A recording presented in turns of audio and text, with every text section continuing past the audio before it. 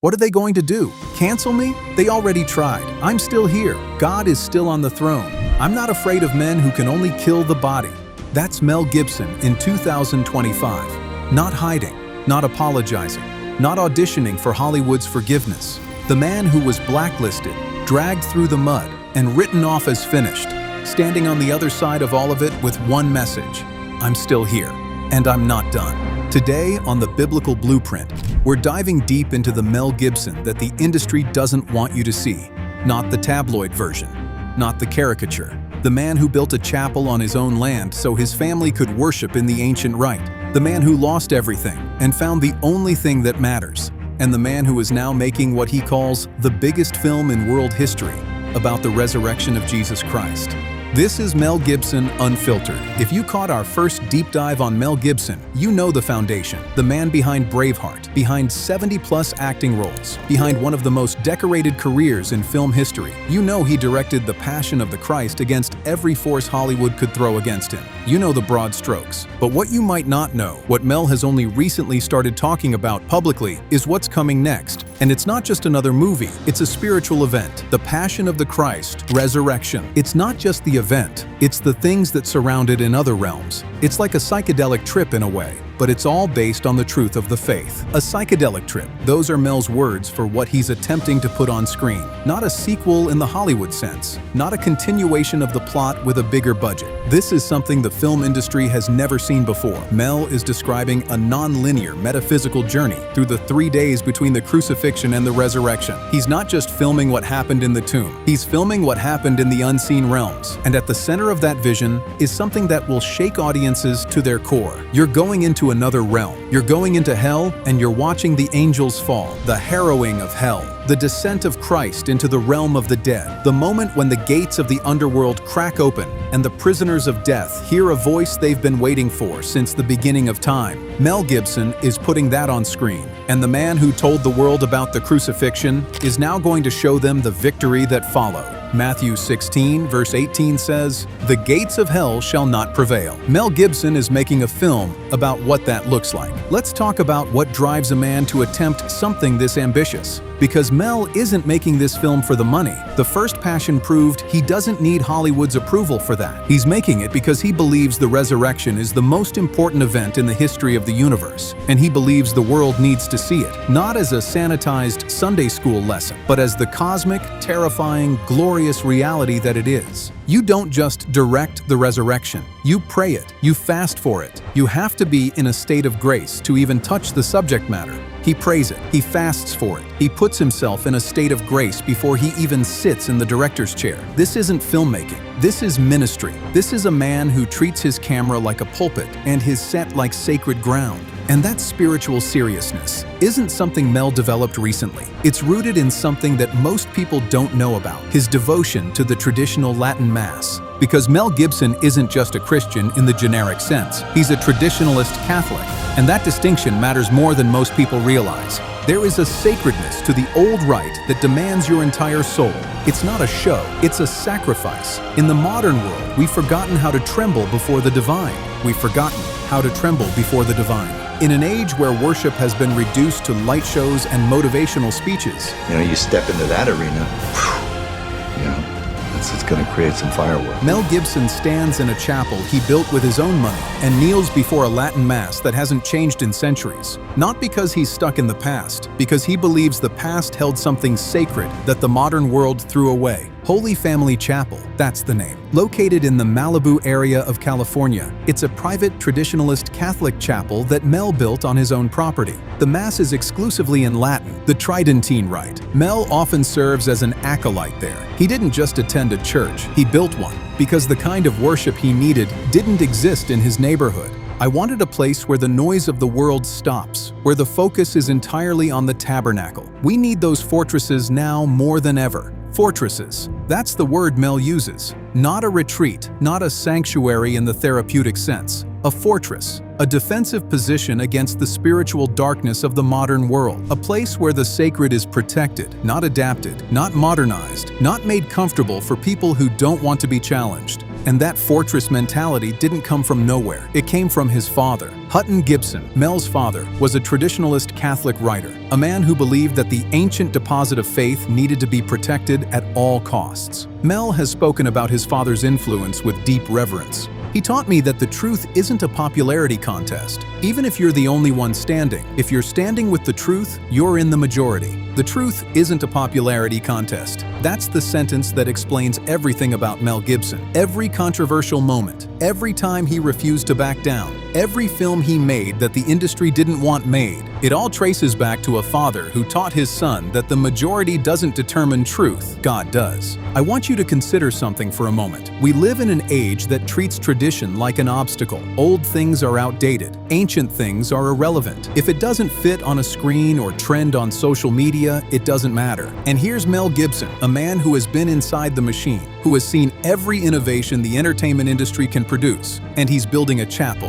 an actual stone chapel, for a liturgy that's older than the English language. Why? Because Mel understands something that our culture has forgotten. The new isn't always better. The modern isn't always an upgrade. Sometimes the ancient things are ancient because they work, because they've stood the test of centuries, because they carry the weight of something the new things never could. First, Peter 4, verses 12 and 13 say, "Do not be surprised at the fiery trial when it comes upon you, as though something strange were happening to you, but rejoice insofar as you share Christ's sufferings." Mel Gibson has walked through fire, publicly, brutally, and he came out the other side building fortresses for the faith that sustained him. The question isn't whether he'll survive. He already has. The question is, what are you building with what you've survived? We need to talk about 2006, not the tabloid version, the spiritual one. In 2006, Mel Gibson experienced what he later described as the most devastating public humiliation of his life. The DUI arrest, the headlines, the accusations. The industry that had already been hostile to him after the Passion of the Christ used that moment to finish the job. He was blacklisted, not quietly, loudly, publicly, permanently, or so they thought. But here's what Mel says about that season now, and this is where his story becomes something far more powerful than a celebrity comeback. "I was under a microscope, and then I was under a boot. But God allows you to be crushed so that something new can grow.